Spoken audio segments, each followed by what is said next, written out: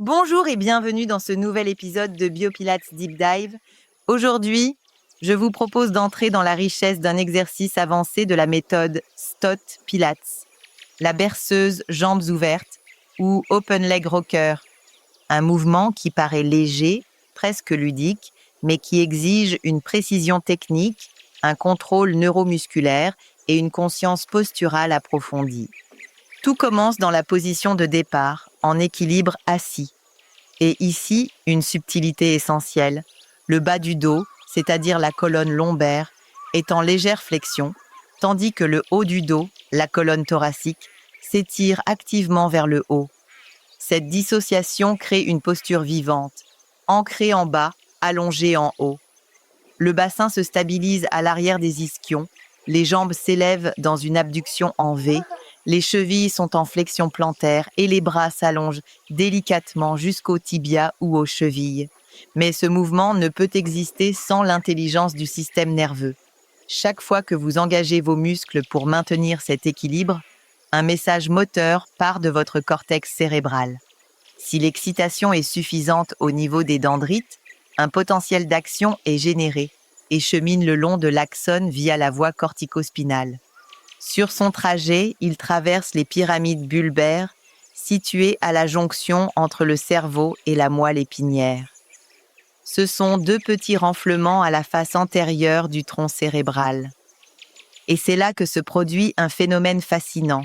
Les messages moteurs changent de côté. Le cerveau gauche commande le côté droit du corps et le cerveau droit le côté gauche. Un véritable carrefour biologique. Le message descend ensuite dans la moelle, atteint le motoneurone inférieur qui libère de l'acétylcholine à la jonction neuromusculaire. Cela déclenche la contraction.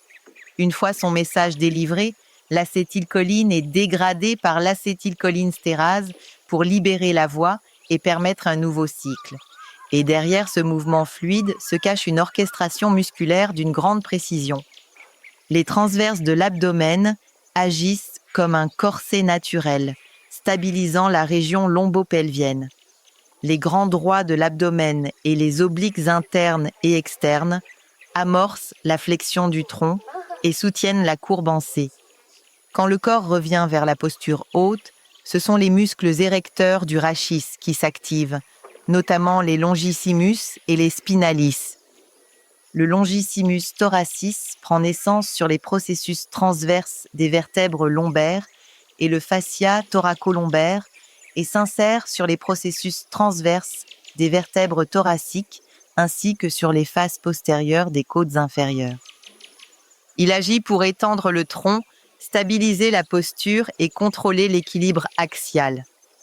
Le longissimus cervicis, allant de la première vertèbre thoracique à la cinquième, jusqu'à la deuxième et sixième vertèbre cervicale. Il permet l'extension et l'inclinaison latérale du cou. Le longissimus capitis, quant à lui, s'étend de la première vertèbre thoracique à la quatrième vertèbre cervicale et se prolonge jusqu'au processus mastoïde, soutenant l'extension et la légère rotation de la tête. À leur côté, les spinalis thoracis s'étendent de la 11e vertèbre thoracique à la 2e vertèbre lombaire jusqu'à la 1re et 8e vertèbre thoracique et le spinalis cervicis part de la 6e vertèbre cervicale à la 2e vertèbre thoracique et s'insère de la 2e à la 4e vertèbre cervicale. Ils agissent comme une ligne centrale d'extension pour la colonne thoracique et cervicale. Ils freinent le roulement vers l'arrière en excentrique, puis stabilisent la remontée en concentrique en maintenant l'axe du corps dans son intégrité verticale.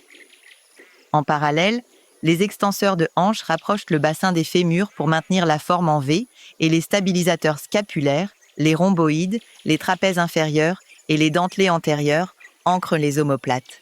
Et comme dans tout exercice sur le dos ou en inversion, l'erreur la plus fréquente est de laisser le bassin tourner à chaque flexion de genou. Or, maintenir le bassin neutre exige un travail de fond, des multifides, des rotateurs courts et longs, des abdominaux profonds et une action coordonnée des extenseurs de hanches. La respiration guide chaque phase. Inspirez pour approfondir la flexion lombaire et créer la courbe en C. Expirez pour revenir avec contrôle et étirez activement la colonne dorsale vers le haut sans perdre la stabilité des omoplates.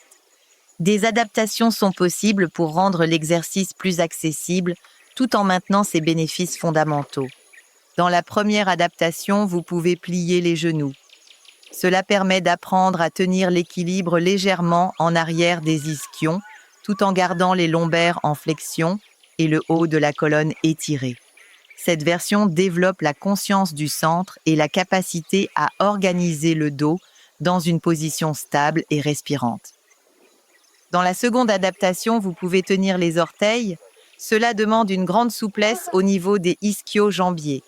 Il faut non seulement pouvoir atteindre les pieds, mais aussi garder l'équilibre et maintenir l'élévation du haut du dos. C'est une variation avancée, exigeante, mais extrêmement formatrice pour la coordination posturale. Dans la dernière adaptation, vous pouvez rajouter un accessoire, le Fitness Cercle, qui facilitera légèrement le mouvement. Il crée une connexion entre les jambes, ce qui aide à maintenir la forme en V sans dispersion, tout en ajoutant une résistance douce qui stimule la stabilité pelvienne. La berceuse jambes ouvertes, ce n'est pas seulement un exercice. C'est un dialogue intelligent entre le souffle, la colonne, les muscles profonds et le système nerveux.